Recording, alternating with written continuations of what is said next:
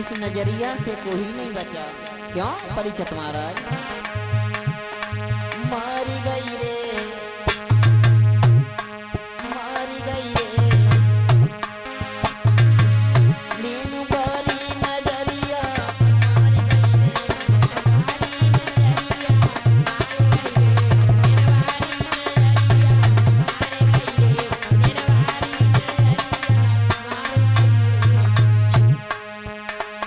ब्रह्मा को मारी गई, विष्णु को मारी गई, ब्रह्मा को मारी गई, विष्णु को मारी गई।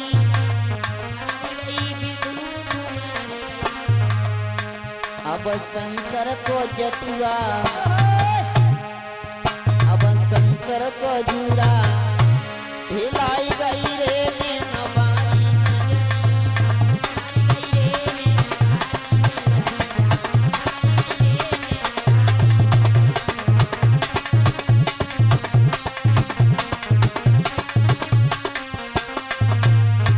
कौन सी नजरिया?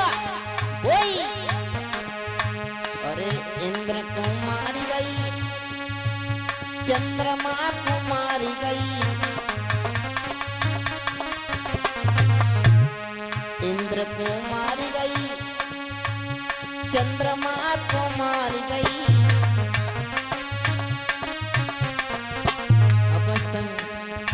अब नारद को पागल, अब नारद को पागल बनाए गई रे नैना बारी नजरिया।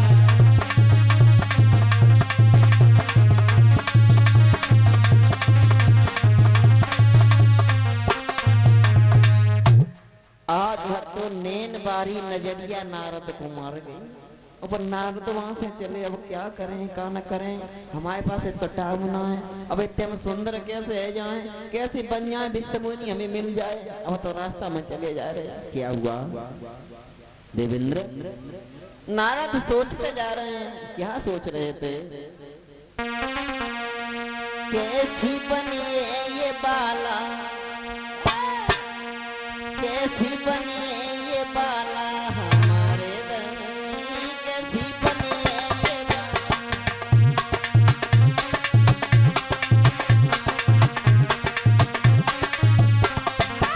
कैसी बनी ये बाला धनी, कैसी बनी ये बाला।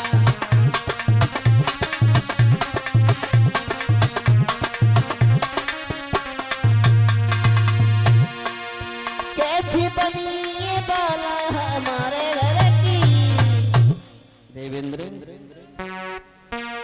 कैसी बनी है ये बाला हमारे घर की, कैसी बनी है ये बाला।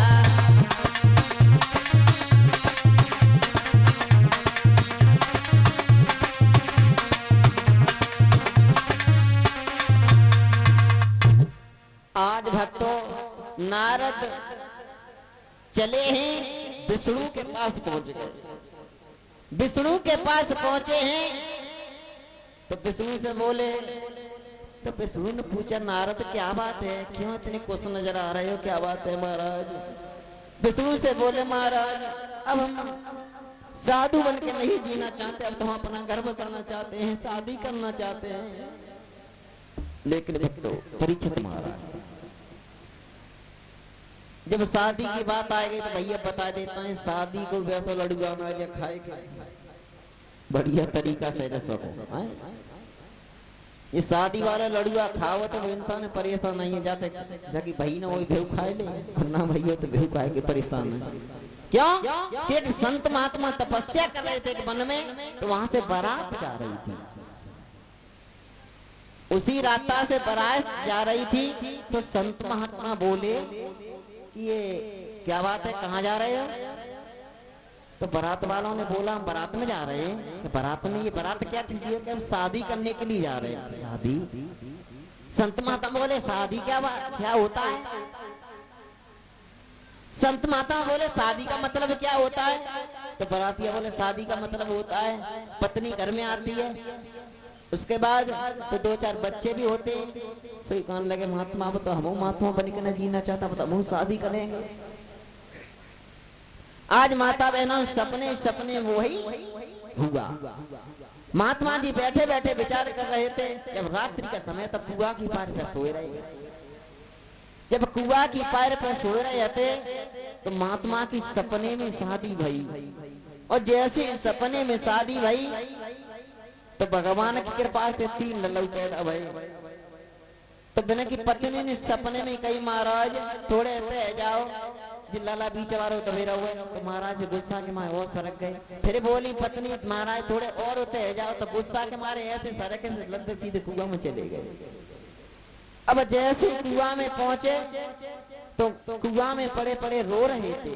जैसे ही गांव वालों ने देखा महाराज कुआं में क्या कर रहे, क्या बताओ, तो माओ बनो बना घर भी करेगा। उसी समय कुआं से बाहर निकाला था। शादी का पूरा झंझट होता है माता बहनों।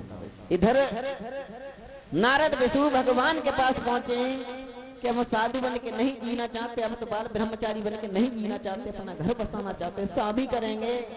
उसी समय विष्णु ने बोला, तो हम क्या करें, शादी करोगे तो ठीक है, कोई बात नहीं, हम तुम्हारे लिए बढ़िया सी लड़की देखेंगे कोई। उसी समय जैसे इतने वचन नारद बोले, ना ना ना ना ना ना ना ऐसी कोई बात नहीं, मैंने लड़की तो देख रखी है, लेकिन प्रभु तुम्हें ऐसा एक काम कर दो, हमारे संग कहा कि हमें तुम्हें सुंदर सा रूप दे दो, सुंदर सा रूप दे दो जो हम अच्छे लगे। उसी समय नारद वहां से चले।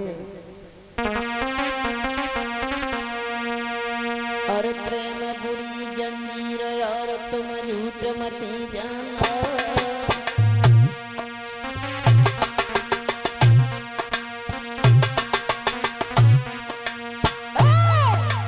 प्रेम बुरी जंजीर और तुम झूठ मती जाना,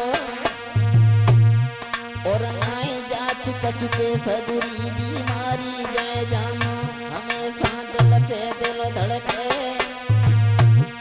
और बुद्धि करे न काम करे, जो बिन प्रेमी तड़पे, हराम खाना पीना हो गए, और दिन में पड़े न चैन, रात को नींद न आया।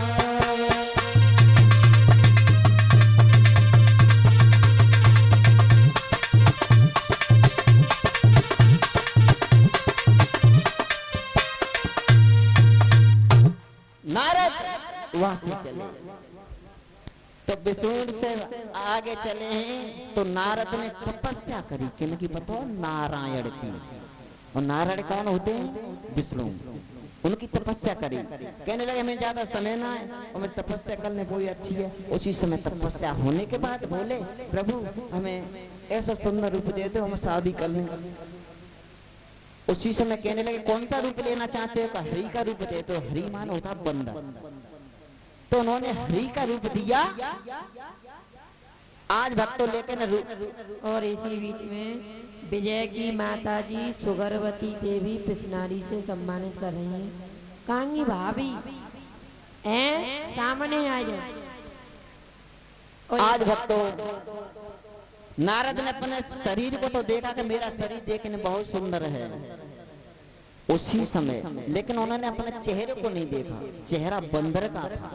अब वो चले मारे घमंड के मां चले जा रहे। जैसे ही राजा के यहाँ पहुंचे, सील नदी के यहाँ पहुंच गए तो स्वयंवर हो रहा था।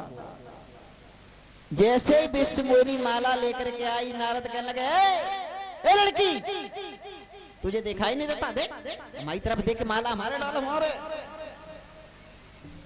उसी समय विश्वमोनी ने नारद की तरफ नहीं देखा। अब विश्वमोनी जालंग जाए तो नारद जालंग पहुंच जाए, जा साइड में जाए तो नारद बहू पहुंच जाए। कहां ले लड़की, तुझे दिखाई नहीं दे रहा क्या? तुझे पता है मेरे कहता सुंदर है कोई? देख मैं कितना सुंदर हूं।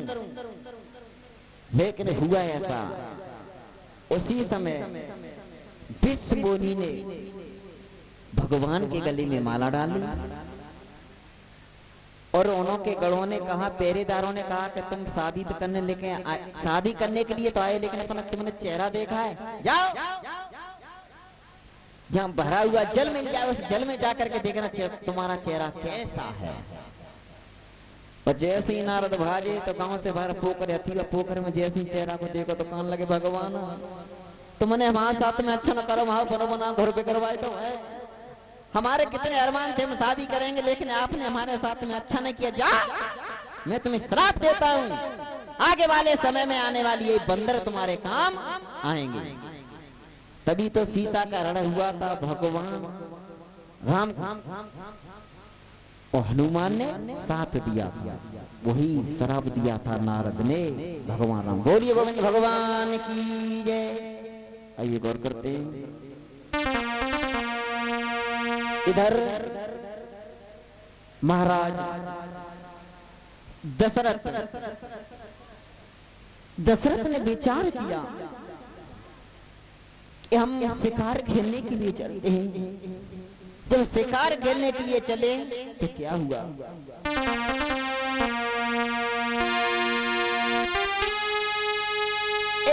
सजे सूर सामंत बड़े बलवंत इरादे मन में, और कंधे पे धनुष और बाण थे हाथ में।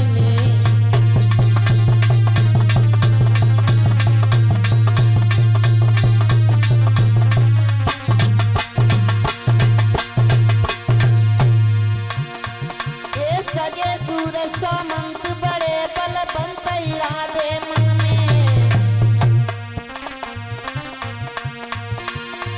कंधे पे धनुष और बाण थे हाथ में।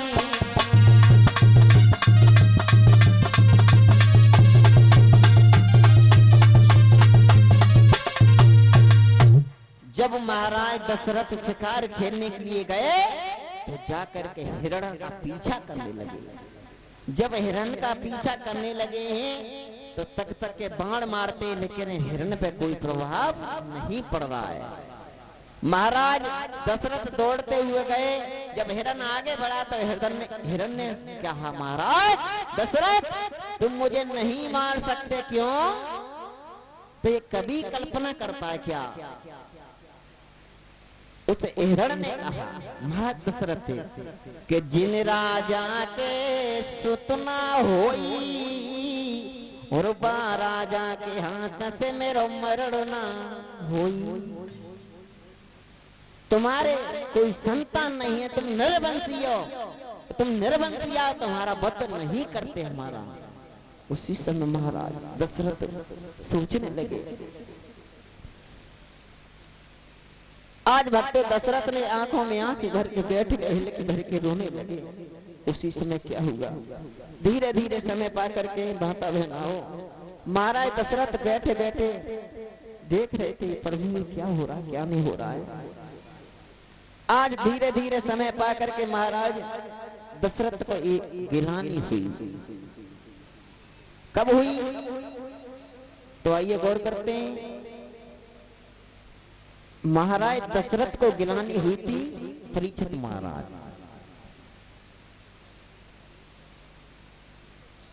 ये लली लेने को साध हो जाओ,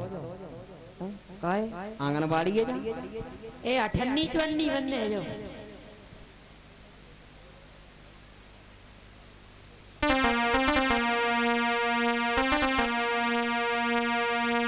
कि एक बार दशरथ में गिलानी भई गिलान मोर सुतना। दशरथ को गिलानी हुई थी, कब उनके कोई संतान नहीं थी। जब तो एक बार की बात बताएं, दशरथ को एक बार भूपत मनमाई भई गिलान मोर सुत नहाई। जब दशरथ ने गुरु वशिष्ठ को बुलाया और गुरु वशिष्ठ और विश्वामित्र ने आकर के पुत्र यज्ञ किया। जब पुत्र यज्ञ किया है तो पृष्ठ यज्ञ पुत्र यज्ञ होने के बाद इसमें से एक यज्ञ पुरुष भगवान खीर का कटोरा लेकर के निकले। जब खीर का कटोरा लेकर के निकले हैं और उन्होंने कहा कि इसमें से 3 रानियों को भाग दे देना, बंटवारा करके दे देना। आज माता बहनों धीरे धीरे समय पा करके एक पुरुष भगवान खीर का कटोरा दे करके चले गए और इधर अंजनी माँ तपस्या कर रही थी। अंजनी माँ ने कहा बात है, ए लला तू पावाए बैठ जा। अंजनी माँ ने योग माया को बुलाया, योग माया से कहा जाओ उस खीर में से थोड़ा सा भाग हमारे लिए लेकर के आओ। तो योग माया चील का रूप धारण करके गई, उसमें से थोड़ा सा भाग पंजों में दबा करके ले आई। वही अंजनी माँ के हाथ पे रखा, उसी खीर का सेवन अंजनी माँ ने किया, तब हनुमान जी पैदा हुए। बोलिए गोविंद भगवान की जय। आज भक्तों धीरे धीरे समय पा करके तीनों रानियों के गर्भ से पुत्र पैदा हुए। महाराज दशरथ के आंगन में 4 पुत्र पैदा हुए।